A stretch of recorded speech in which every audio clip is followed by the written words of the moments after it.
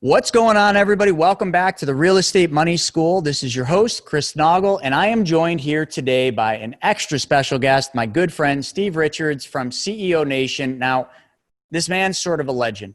You don't know that, or maybe you do. He's sort of a legend. He's kind of a big deal, and we're going to talk about why he's a big deal, but he can help you change your entire business with what he does. But before we get into Steve's story, I want to real quick talk about your story and your journey to becoming a rebel banker. We talk about this every episode, and every episode, the message is very clear and concise.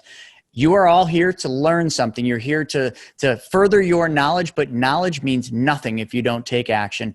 You have got to take action. You have to leap, and you have to then use it. Otherwise, you're going to be stuck in the same rut that you're stuck in and that you've been stuck in if you don't get out of your comfort zone. We're here because we took that leap, and I want you to take that leap. And I don't care if that leap is simple as you grabbing a copy of my book. I'll give you it for free. Mapping Out the Millionaire Mystery. Heck, I'll even give you the Private Money Guide for free. You just pay the shipping and you can have the books. And you just go to the link, moneyschoolrei.com/book or /new book. You can get both books for free, but don't just read the book. Read the book and take action on the knowledge in the book. The same thing for today's podcast. You're going to hear some things that absolutely can change the way you do your business, the way that your business operates, and the way you live your life. But don't just take this and be like, oh, that was cool. Take this and apply it. Steve, welcome to the show. Awesome, man. Thanks for having me. I'm excited to be here. For sure. Well, tell everybody a little bit about like what you do. Give your story on where you were. Well, let's not go back to where you were. Let's talk right now about what you do today, because I think that's fascinating what you're doing and what your new mission and your new journey is. Cool. Yeah. Hey, before I say that, Chris, let me say this. There's this saying that I learned a long time ago, and you just reminded me of it. Education without implementation is just entertainment. And if your guys are tuning in, I think there's some really good stuff we're going to talk about today. But if it's just to be entertained, like there's a bunch of stuff on Netflix, which is like way more exciting than me. So just forewarning, like this is implementable, actionable stuff, but it's pretty boring as far as entertainment goes. So, with that, Chris, I won't go into my background yet. If you want to get into that, we can. But I came out of business school and was in the IT, tech consulting world.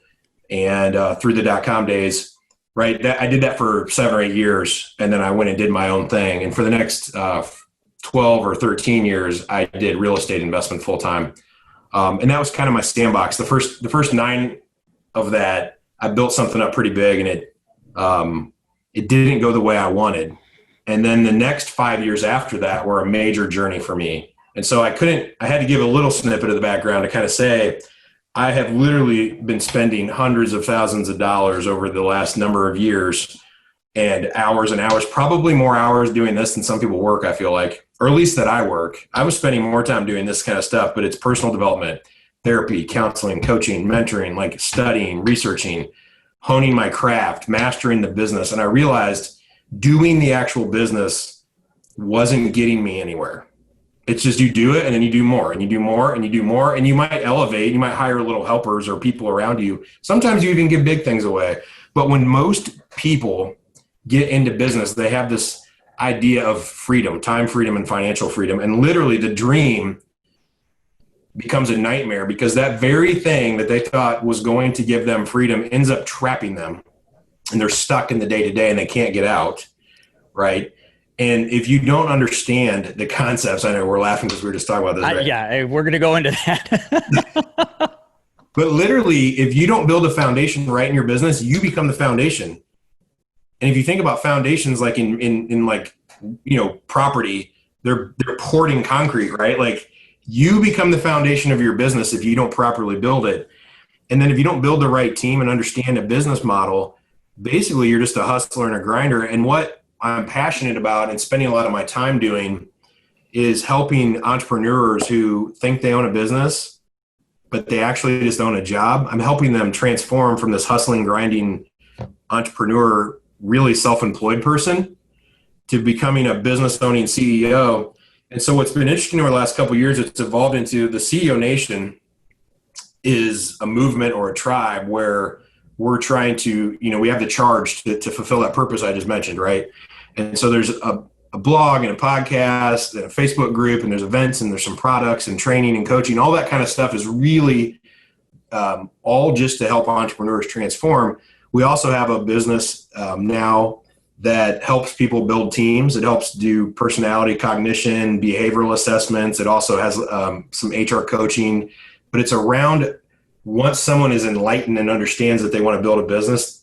Once you understand your business, the very next thing you have to do to pivot to actually get out of your business is build a team. So we have a company that does that. We've got a multifaceted real estate company still. I still own that. I don't work more than a few hours a week in it. It rehabs houses, it wholesales houses. We're right now trying to get some land bought to develop residential assisted living facilities that we'll develop ourselves. The rehab business is a separate business. We have a brokerage. We have stakes in some startups. We coach a lot of people, but we also advise from an equity standpoint. And so there's a couple startups we're excited about that we hope we get a private equity exit on. This Friday, we're meeting with somebody about partnering to take ownership in a land survey company for all things, right? A title company. So the whole idea we have right now is connecting with entrepreneurs. A lot of it is just great information that's out there free in our podcast and different ways. But some of it is coaching and training. And then at a deeper level, instead of flipping houses like I used to, I'm really just looking at helping people flip their business from being a self-employed train wreck mess to actually being some kind of business that operates off of a P&L with systems, processes, and profit margins, right? And how do you proactively build that? And so I guess at this point in time, a lot of these businesses, I spend about 30 to 60 minutes a week in a meeting with the other people, and then we all split up and have a few things we do for a few hours, and that's kind of my MO right now. So I spend my time. I love it. And what they don't know is we were offline talking, and that's the reason I was laughing, is over the course of all my business years, from 16 years old to 43, where I'm at today, I have been a self-employed entrepreneur, but I've also been the one person who's created more jobs for myself than most people can because of exactly what you teach people not to do. And I've done that. Now I've created the jobs and I've learned how to get out of the jobs, which is basically working in the business or working on the business. But today we were laughing because I'm so busy working in the business today that I'm stressed out because I just can't work on the business. And this is exactly what you help people with. And, it's easier said than done. And that's kind of the one thing I'd like to really hit on is, we can all sit there and say, oh, I want to work on my business, or I'm going to work on my, business. The reality is we get stuck in the mundane day-to-days. We get stuck doing the things that we could hire out because we start to think that we are the only ones that can do it. So how does a business owner that gets stuck in that rut, because that's exactly what it is, that rut of actually the job you created for yourself, how do they peel themselves out? How do they realize that other people can do their job better? And, heck, I could even use my example. How do they do that when it's a very specialized business that only select licensed people can do it? I guess might as well hit home with it. I don't want to kick you too hard below the belt right now. You can kick me below. I'm kicking myself below. I'll just say this. I'm pretty sure that on the licensing you have at the bottom, there isn't a checkbox. The last requirement is you're Chris Noggle. Damn it.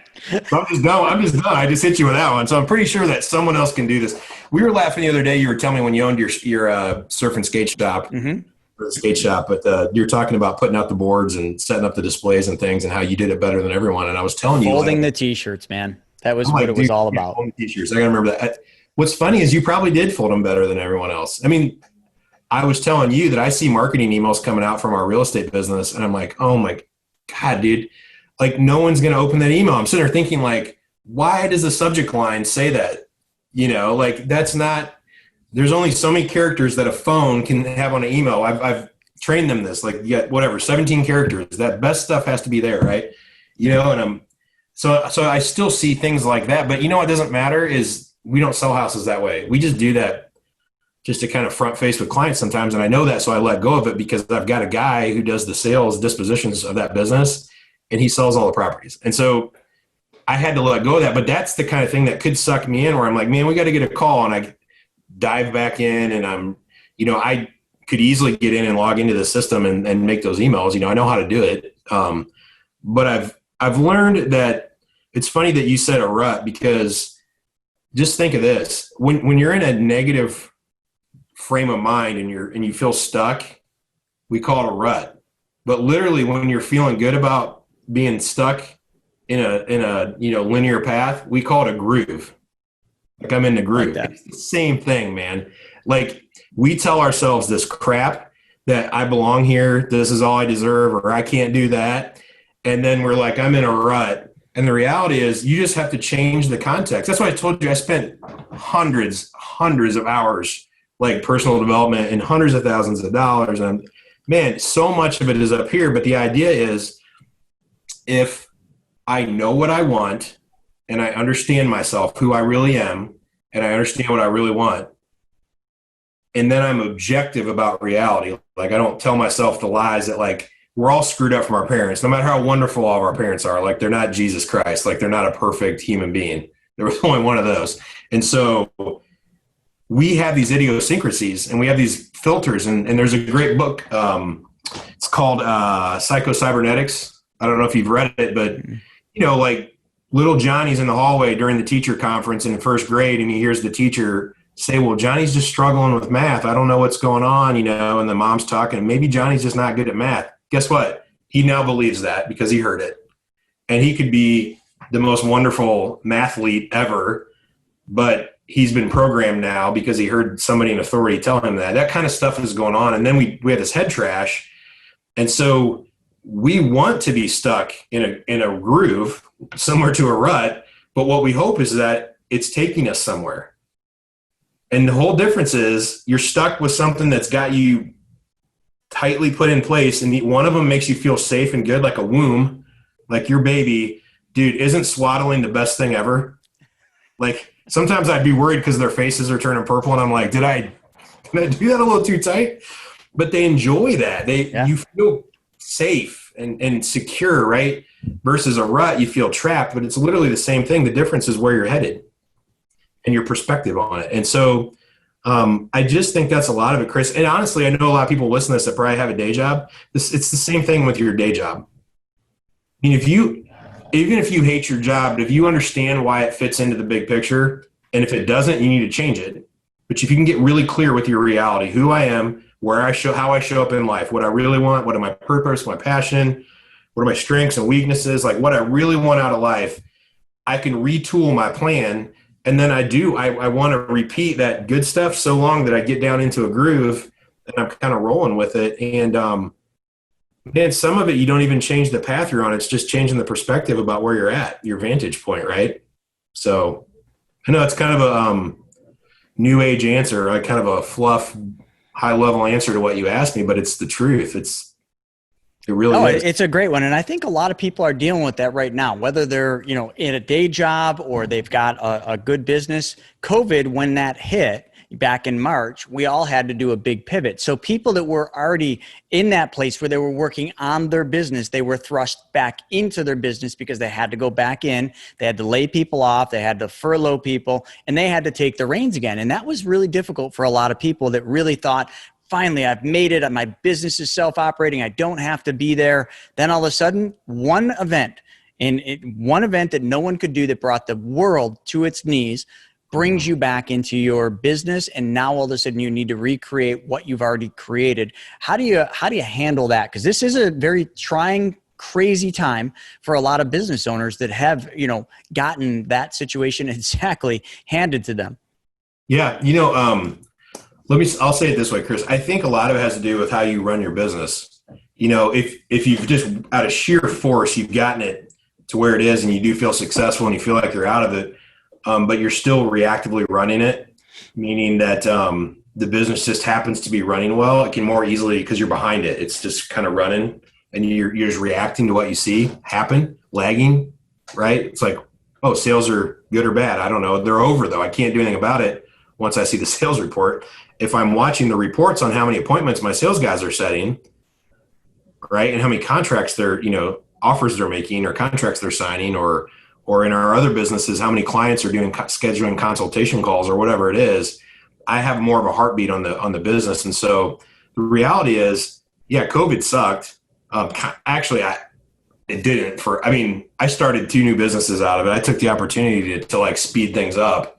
But it was weird in a few ways. But I guess the point is this: COVID, that kind of stuff will happen from time to time. You and I were talking about this when you were on my podcast the other day, but this COVID, I had a front row seat for this. Everyone's got a front row seat for this one.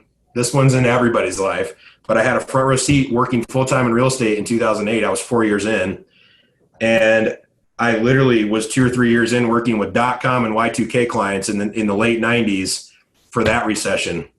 So I've had a front row seat for 3 of these now. But you know what I've seen worse over the 20 other plus years is cancer and divorce and mental illness and like that stuff, loss of family members, like that stuff is happening, and that will derail just as many businesses. They're happening all over the time, all over the place, all over the time. It didn't all happen at one fell swoop like this. So yeah, the COVID's a black swan for sure. But so the way I want to sum that answer up for you, Chris, is to get back to your point. When you think you got it going, but if you don't have a handle on it where you're proactively running the business when it's actually a business, so a real business, you can leave, go on vacation. First of all, you can afford it, but you can go on vacation for 2 or 3 or 4 weeks. And secondly, when you come back, there's the same or less work to do, and there's the same or more money in the bank account. That's when you have like a legitimate full-on, I finally got a business. If it's anywhere else, you're on a spectrum. I'm not saying it's not that you get to that and finally have a business. You have a business as soon as you understand a revenue model and focus on it and start creating systems and processes where you can train other people to come in. Like now you're starting to get a business because things will happen while you're not there. And so there's a spectrum there. And I think the more you're focused on having a true business, you can deal with stuff like this. Because although as soon as it happened, this one was weird because we all saw it coming, right? They were telling us this is going to happen. I mean, I was being told the economy was going to shut down weeks before it did. Dude, and I started doing Facebook Lives and all sorts of things saying that the stock market was going to crash back in 2019. People said I was crazy. Yeah. So we knew this was coming. I mean, at least even when we knew exactly, people in Seattle were like, imploding in nursing homes out there, and no one had it. Like 3 people had it in Indiana, or at least a bunch, probably thousands had it. They just hadn't been tested. But my point is this: we saw this coming, and if you're not ready for it, it doesn't matter. But because we, like in our businesses, we use KPIs and we have systems, processes, team members, we just started watching our dashboards. We're like, okay, what's going on? We took our cycles of like spending every 4 to 6 weeks on marketing. We cut it down to 2 weeks. And we told our vendors, call us every like 12 days. And let's see if we want to keep investing in marketing or whatever. We did hold on some hiring. We actually ramped that up and went to hire. We're trying to still hire more. We didn't increase our marketing, but we just started watching our dials more closely. But people don't all have those dials, Chris. And so to finalize that answer for your question there, I think what happened for a lot of those people that were like, I finally got this made, like you said, and then they got hit and had to come back in. What they found out is that they don't have an organization like they thought they did. They're not proactively running a full business. I would agree. And I think exposed. Yeah, I think one important thing you said is I can't even begin to tell you how many business owners I meet that I talk to that really have no clue what a P&L on a balance sheet is. And if they had it in front of them, they wouldn't know what they're looking at. How in the world can you run your business when you don't know what you're profiting? Why? Because you have money in your bank. You think you're successful. Mm-hmm. Truthfully, like that's what I see. I see people, oh, we've got money in the bank. We got all this money. I'm buying a new car. I'm buying this.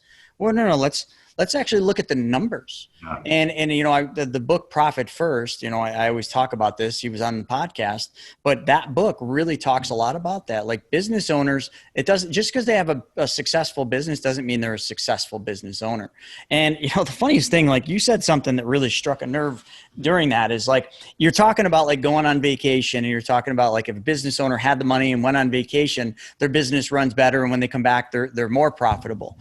I think about that and I'm like, wait a second, if I did that, my business probably would be in a better place when I came back. Matter of fact, my employees would probably cheer me off. If I left for 3 weeks on a surf trip and I didn't bring a phone and I didn't do anything, when I came home, and this is the thing I need to realize, like here we are, we're talking about how entrepreneurs can help themselves get themselves out of this groove or into a groove or out of the rut or whatever we're talking about. And here I am living in that rut because just me, I think I have to be here, but I should literally, once we're out of this COVID thing, and COVID is what's thrust me back into this. That's why I brought up that COVID. It didn't force me back in. My business is doing better than ever. It thrust me back in because I changed and I pivoted our business, which then put me back in the seat, put me back into the business. And now all of a sudden I got like this comfort zone where I'm in it, but like I do realize like this isn't where I should be. So I almost think, should I book a trip to Fiji or wherever the heck I want to go? Cabo might be a better choice.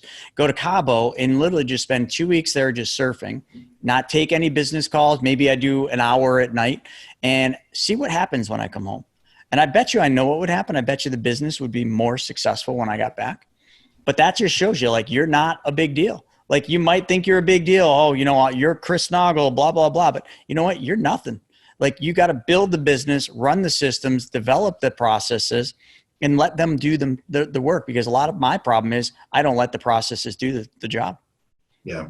I mean, Chris, you are a big deal, but your job was to dream this thing up and set it up and bring the people on. And your job's not over because you're going to continually do that at the position you're at with this business. But your heavy lifting's already been done. But we tend to forget that. And so we think we got to be involved, right? We tell ourselves these lies. And just think about this. Here's a really graphic analogy for you guys who are listening to this. Think when you get a new tube of toothpaste. And actually, Mike McAllowitz is the one, he was on my podcast back in the day, and he told me this. So it's funny, he might have told you the same one. Literally, when you get a new tube and you're brushing your teeth, you're like putting a whole row on. It's like an inch long, and you're like brushing your teeth. And then slowly over time, like you get down to the end of it, and there's a point in time with the tube of toothpaste, you're literally using your knee in the corner of the vanity to like squeeze one more like pea-sized piece of toothpaste out of it. First of all, that costs like $3, and you're at the grocery store every week. I mean, you can just buy one. But for whatever reason, there's something about a tube of toothpaste. But think of the innovation and the necessity that comes into play to do that. That's what would happen if you went to Fiji for like a month. I'm going to way generalize some of the specific stuff you do with your licensing, Chris. But here's what I think is, if there's something that you have to do on a call, there's a whole bunch of that call that you don't have to do. But there's probably part of it that's confidential, and there's probably some paperwork. But what if you came back and all your calls were done and 75% of the contact information and basic goals and all this stuff was set up, and everybody was told, instead of talking to Chris, watch these things we did and go to money school for 3 weeks, and we're going to give you a plan to follow a video every other day for the next 30 days. So you got 15 videos. Who knows but when they come back, all there is a stack of applications that only need the last 2 pieces done and signed. And then all you got to do is get on the phone for 10 minutes and do the and I know that probably isn't true, but my point is, I bet your team would become so innovative. They'd be doing the knee and the side of the vanity thing, trying to figure out what to do while you're gone. Right. And so we don't want to, Brian and my business partner, he's an integrator partner of mine. We do all of our businesses together. He and I talk constantly about this. Like whenever our back is against the wall, is we do our best stuff. Whenever things are cool, we're like dreaming up crazy crap. Let's change this. As soon as something's working, we're like, let's change it. Let's quit doing that. And I think we've got to learn that sometimes business is boring. Sometimes our day job is boring, but like when it's working, it's working. Day job is supposed to give you income and trade for service. Like if it's working, like realize like that income, sometimes that's your best rate. And I think a lot of people that kill themselves to quit and go full-time in a business they're starting on the side. It's dumb because they're the most expensive person to hire, and they're but they're almost definitely not the right first hire to make. Think about it. Like it would be dumb luck if the first best person to hire in your business was you. Like you're going in doing everything. I mean, an assistant can go a long way in a business. A sales guy, most entrepreneurs are bad salespeople. I mean, they can sell, but they're not methodical, and they won't make all the phone calls they need to make. Like when they want to do it, they're really good at it, but they don't sit there and make 100 cold calls in a day, because that's not how a visionary person works. Right. I And certainly don't so, work that way. yeah, if there's not a point behind it where we're driving some kind of value, it's really hard to do. And so that, just think, if say someone has got to start make $8,300 a month in their business before they quit their job because they make $100,000 a year. Forget all the differences with taxes as self-employed and everything. But if you wait until your business is making enough, say you're spending a few grand on marketing and it's kind of working, right? And you're trickling some business in. And so now you've got that couple grand spend plus maybe some softwares and things. You got $3,000 you got to spend every month. So now you got to be doing 10 or actually $12,000 gross for you to quit your day job to get in. And then the pressure's really on, right? And now you're just sucking the business dry. And so you might start making decisions based on that. Whereas what if you just took 2 or 3 grand and hired an assistant? I mean, $3,000 a month gets you a pretty good administrative person. Very good. Commission only or commission plus draw, $500 a week, $1,000 a week. I mean, worst case, a couple to $4,000 a month. And then the rest is off of a commission, or that's a draw that comes off commission. You can get a pretty good sales guy. And then I can double my marketing to $4,000, so my sales guy has more to do, and my admin can help process the extra work. To your point, if you left the innovation, if you weren't there because you had your day job, I could way better spend that $8,000 more than likely. Now there is certain cases where, somebody stepping in to their full-time business is going to do really, really well.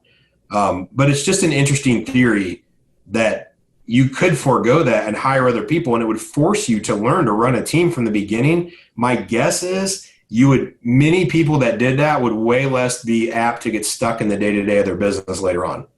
And so just think of that concept, guys, that, right? Like when you build that business, you don't want to be stuck in the day-to-day. And back to this whole line of thinking that we're talking about, the innovation that would occur because you have your day job or because you went to Fiji for a month, that might just be what you need. Now you got to balance that with the risk of them like destroying the business. Like your business is probably doing well enough that if they lost some business, you'd be okay. Some businesses aren't in that. So you got to make shift. You got to start trial and erroring things. But yeah, a lot of that's just head trash. And, I don't know. Hustle and grind is not a business model. Grind is not a process, right? So I love what you said about, hiring people.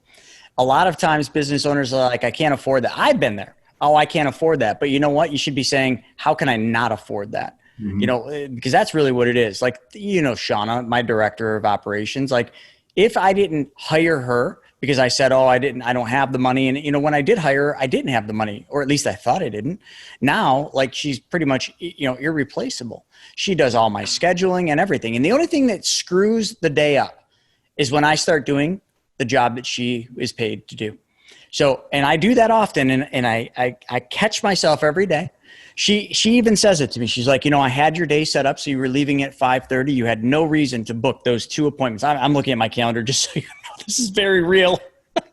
You had no reason to book those 2 calls. Those people could have waited till the morning when I left an hour and a half long block for you to make calls. But then what do? I come in as Mr. Business Owner who, I want to take care of this. And I keep myself here till 6 p.m. tonight when I could be home with my family, in my pool, doing laps that we talked about. I could be doing anything.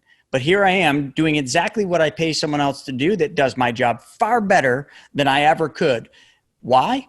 Because I'm stuck in that rut.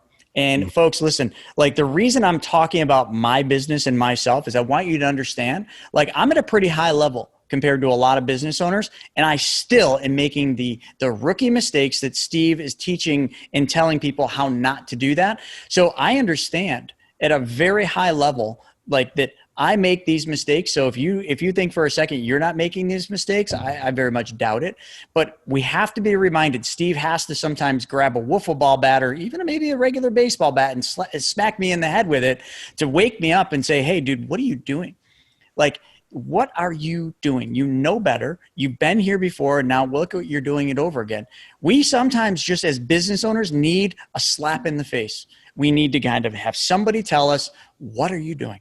And that's really all it is. Like by you talking and me listening, I'm looking over here at this crazy calendar that when we were talking offline, I was stressed out about because I'm so busy. I don't even know what's coming or going. And guess who created that environment?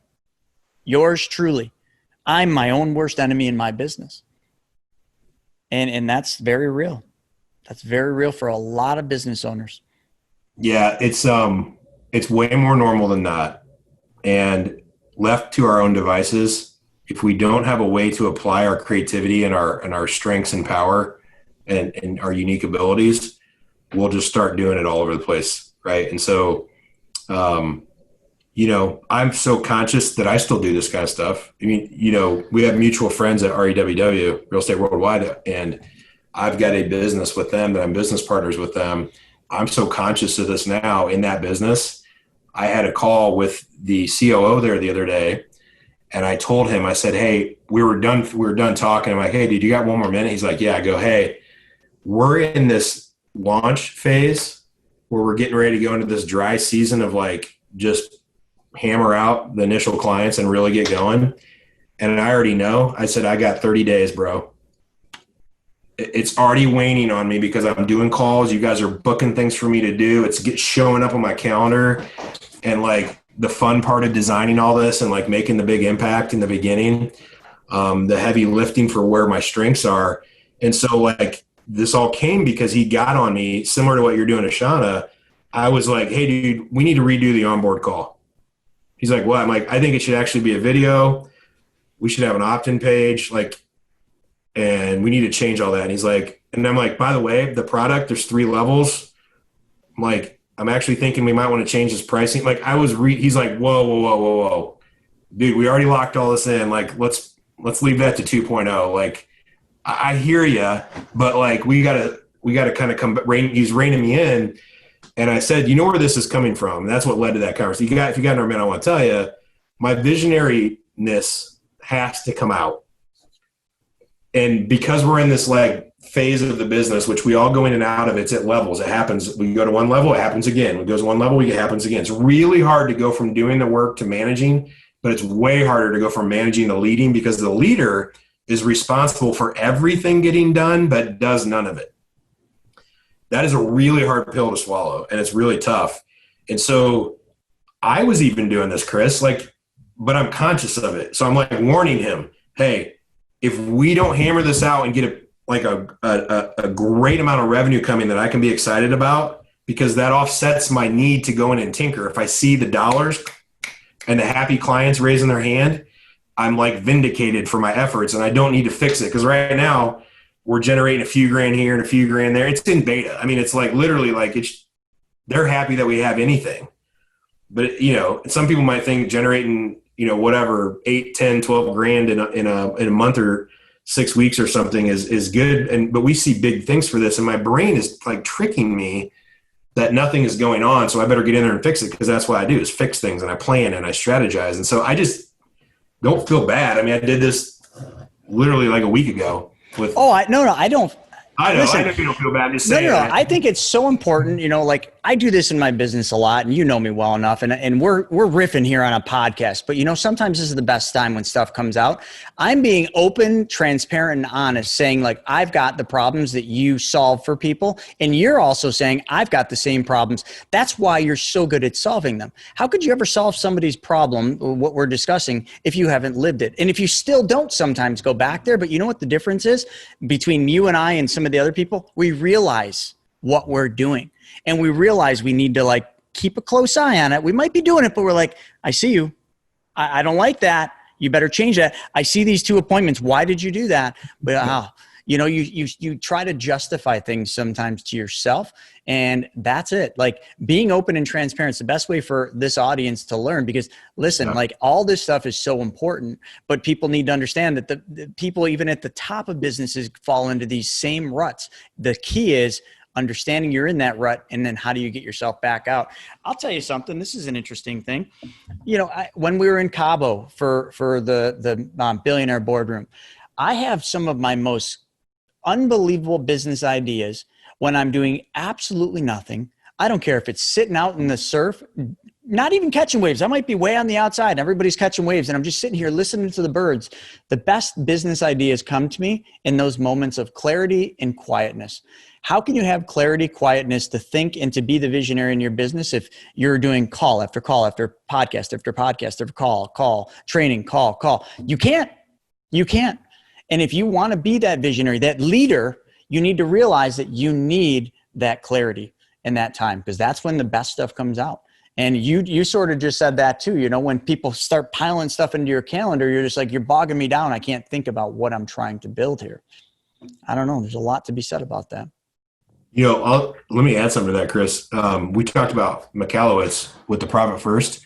Here's what's so important about making sure that you're profiting. If you guys haven't read that book, definitely get it. But it basically lays out what most business owners do is they generate revenue. They hustle to generate revenue. Then they spend whatever bills come in, and then they wait and see what's left over. And if there's anything left over, they call that profit. Versus having an intentional business model where the revenue comes in, you pluck your profit out right away and stick it literally into an account, a different account. Then you pay your bills. And if you run out of money before you run out of bills, you figure out what's going wrong. And if you have to grab some profit to cover some overage on your bills, at least you're very intentional, to your point, Chris. And then you say, why am I spending so much? Because I had a plan to make so much profit, but some of that had to go to bills. And then you might find out, oh, I'm overspending here. I'm underperforming here. And so that profit, though, just like this time you're talking about, when I'm exercising, my brain is on fire. Like, I literally dream up stuff that I'm like impressing myself. I'm like, dude, that's the best. I got to shoot a YouTube video. And they're like, this is gonna be the best thing ever. Like, that's baller. And I'm like slapping myself on the back, you know, and like, and I'm exercising. But it's funny because I know it's endorphins and dopamine and all these things are going on in my head, but I have free time and no one's bugging me. I'm not on my phone. I'm not reading anything, but I love it. And when I was so busy, not only was I not exercising and taking care of myself, right? So I was getting more unhealthy, but I didn't have that margin. And so it's like a double whammy, but a lot of times these good things go together, like making profit, exercising, spending time with your family, having free time to yourself. These things, guys, that stuff is the best stuff. And you don't get that as a reward at the end after working hard. You have to make time for that stuff. You have to make profit in your business. You have to make free time for yourself. You have to make time to exercise. You have to make time for family. That makes you happy. And then when you're happy and well-adjusted and holistic in your mind, body, spirit, then you become successful, right? Or it kind of happens together. And so to your point, those moments of like free time, that's because you have margin in your life. And we need that because it gives you options, right? And when your back is against the wall because you're so busy, you don't have any option but to take the next call and take the next call and take the next call, right? Yeah, so you're absolutely correct. I think that was key, man. I think you nailed it with that concept of like making sure we have free time. It's definitely a major thing. And we could probably go all night doing this, but I do want to point out one thing, and we both have said it independently. Profit First, that book, first and foremost, if all of you are looking to be in business, if you're already in business, if you're running a successful business and you're not running your business under the Profit First model, you're missing major things. Not only do I use Profit First in my business, my bookkeeper, I don't even do it. Like, I don't know. My bookkeeper every month pulls the profit and loss statement, looks at the profit, and instantly shifts it into a segregated bank account that we created for profit. And then all I do is I look at the balance sheet and I see how much profit there was. It's so simple. How much time does that take? None. I just had to train her to do that. But by doing just that one simple thing, it keeps you so unbelievably focused and accountable on that bottom line, because that's the only account you ever look at. Most people that run a business, they have one bank account and all their money goes in it, and that bank account is your black hole. And if you don't know what a black hole is, look it up. It's a place where things go in it and they never come back. Boom, gone. Your business bank account is a black hole, which is why Profit First works, because you segregate all of those black holes to their own little compartments. When your own little compartmentalized account becomes a black hole, you've got a problem. And you need to go in there and get some duct tape, because that works quite well, or some of that stuff you see on the infomercials that you spray on there and it stops the leak. You better figure the leak out. I not only use Profit First in my business, I use it in my personal life. People laugh at me when they see how many bank accounts I have. I'm like, this bank bank account's for this. This one's for my wife to just go blow because that is the black hole. This one over here is my operating account for my banking systems, my infinite banking stuff. And then this one over here, I don't even know what I use that account for. It's there. Sometimes it has money, sometimes it doesn't. But you see, every one of them has its own purpose. There's nothing hard about it. You can open bank. And you know what the cool thing about Profit First, about having segregated bank accounts? Every one of those bank accounts you open with the bank, you build a stronger relationship with that bank. And they cost you nothing. Nothing. Absolutely. You put $50 in to start a bank account, $100. Doesn't matter. You just built a better relationship with your banker. So go ahead. I was just going to say, if I can add real quick, I know we're running shy on time, but this will be a nugget for everybody if you're taking notes.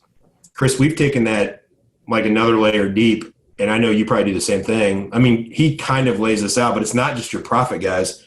I know that 18% of every dollar that comes in, 18 cents is going to go into marketing. I know that 15 cents is going into commissions. I know that we're trying to operate our business on 48 cents off the dollar that comes in. We do that with all of our businesses once they mature. It's hard to do in the beginning, but once you understand your revenue model and you get maturity behind some systems, processes, and put a team in place, you can literally plan down to pennies of these percentages, and then that becomes our dashboard. Because earlier we talked about, I just wanted to hammer this point because I thought it would really help.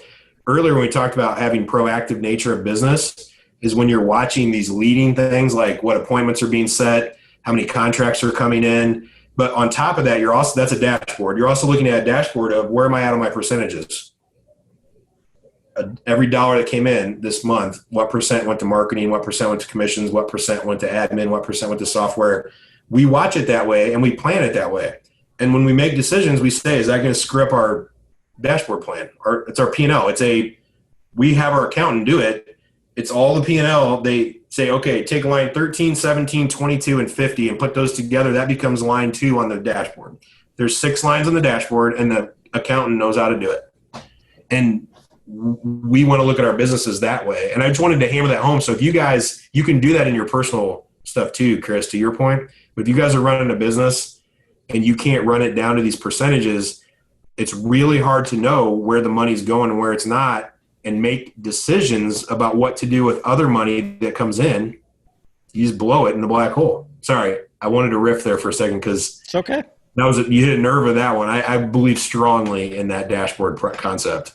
Yeah, I think it's very important. You got to run your business by systems, processes, and by the numbers. And if you're not, you're not really running a business. You're running what I would call a sinking fund, and it's not going to be good. It's not going to be good someday. It's great when things are going good, but what happens when you get punched in the face? Mike Tyson says everybody's got a plan till they get punched in the face. Don't wait till you get punched in the face to realize your plan wasn't a plan. It was your illusion of a plan. So with that, folks, we are out of time here. Steve, you got to tell everybody how they can get a hold of you, because I know you're developing this. It's not even done, but like, how do they learn about this? How do they get to be part of CEO Nation? Fill them in. Yeah, it's really simple, Chris. The CEO Nation is a group on Facebook. You can just search for CEO Nation. The podcast is already live on Stitcher, iTunes, wherever podcasts are. CEO Nation there, the CEO Nation. And I'm on Facebook, Steve Richards. Hit me up there, connect with me, DM me, and then just, check the podcast and the Facebook group out. That's it. Couldn't be any easier, folks. So, Steve, thank you so much. I know we could go a lot longer with this, but just want to be respectful of everybody's time. And that was a lot of golden nuggets. So thank you for dropping those. Appreciate it, brother. Thanks for having me. All right, folks. So all of you on your journey to becoming a rebel banker, go out there, take action, and leap, and grab a copy of the book, but don't just read it, leap on it. Take action. We'll see you guys in the next episode.